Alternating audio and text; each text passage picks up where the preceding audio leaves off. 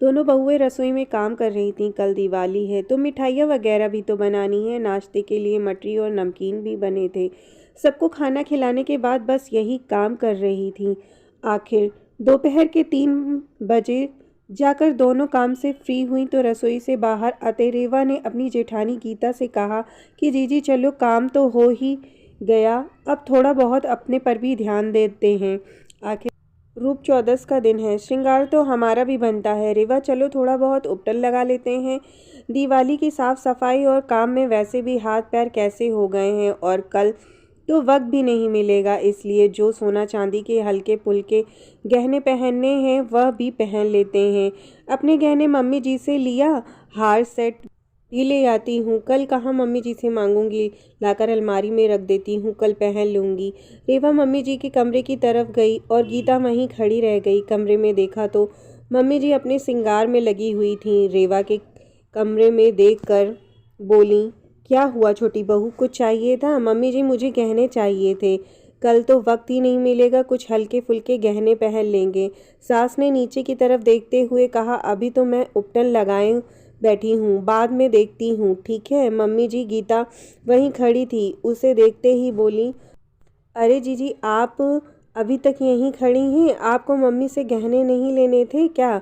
गीता मुस्कुरा दी और अपने कमरे में चली गई।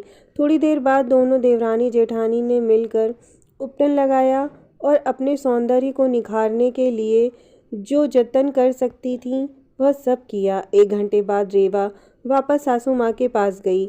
मम्मी जी आपने मेरे गहने निकाल दिए?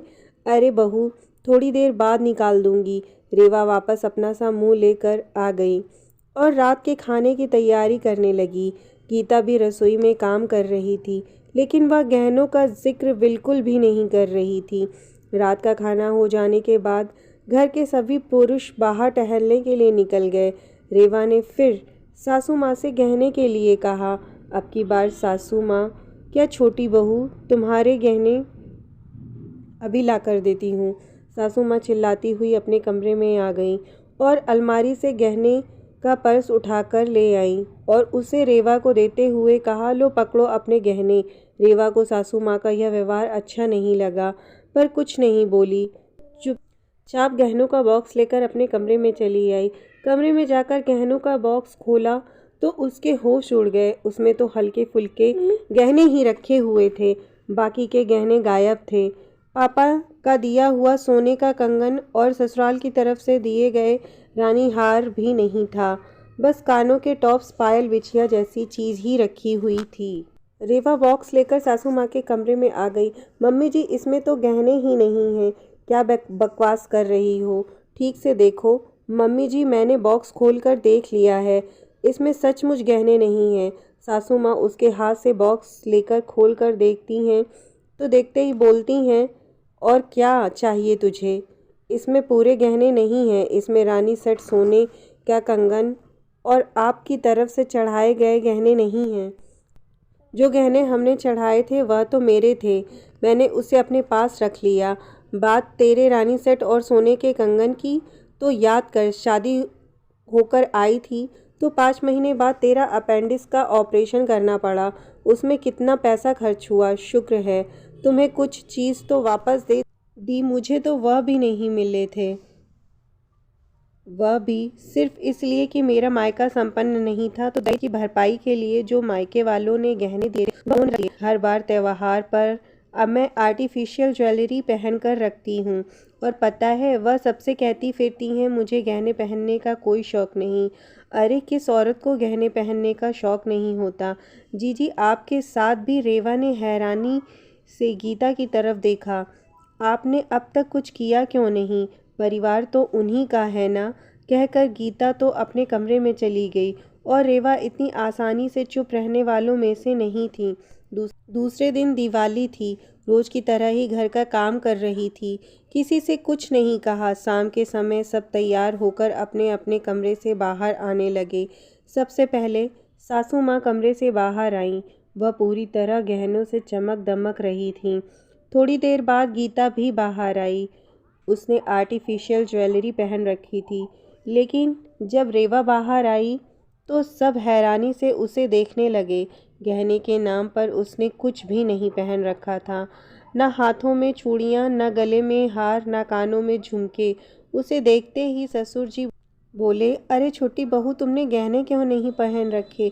आज तो दीपावली का त्यौहार है। घर की बहू बिटिया श्रृंगार में ही अच्छी लगती हैं, और तुम तो सुहागन हो।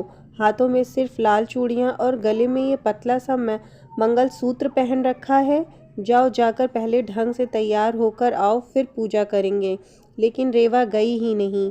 यह देखकर ससुर जी ने फिर कहा, अरे बेटा, क्या हुआ? तुम जाकर गहने क्यों नहीं पहन रही हो?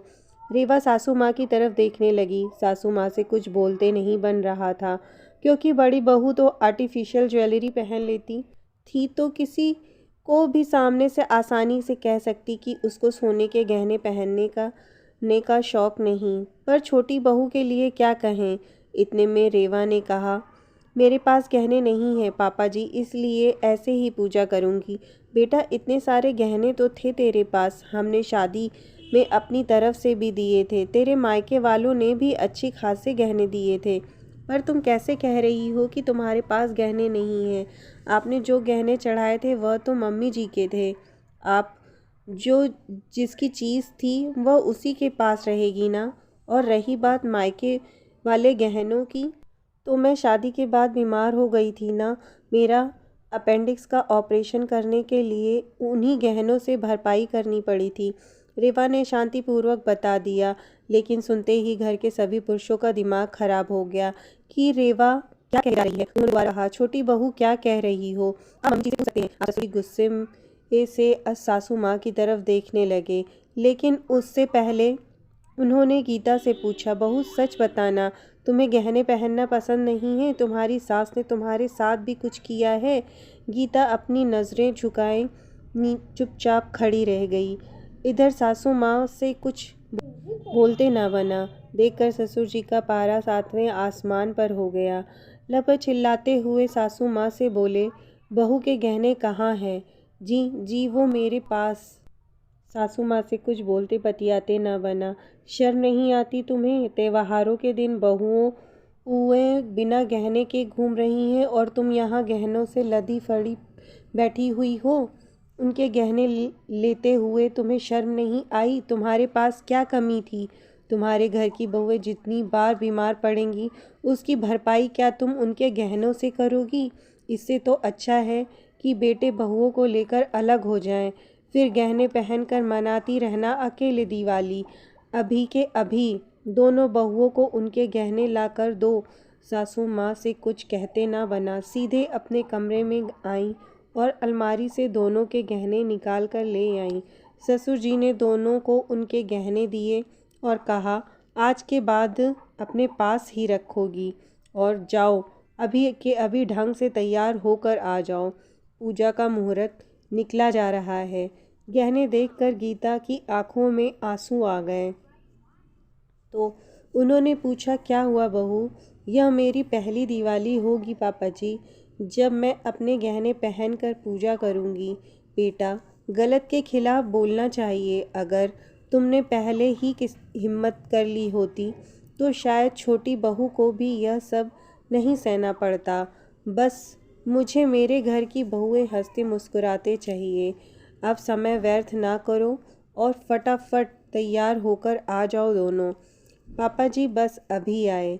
और अभी आए कहकर रेवा और गीता दोनों हंसते मुस्कुराते अपने कमरे में चली गईं। सचमुच आज अब ससुर जी के कारण यह दिवाली दोनों की रोशनी वाली दिवाली हो गई।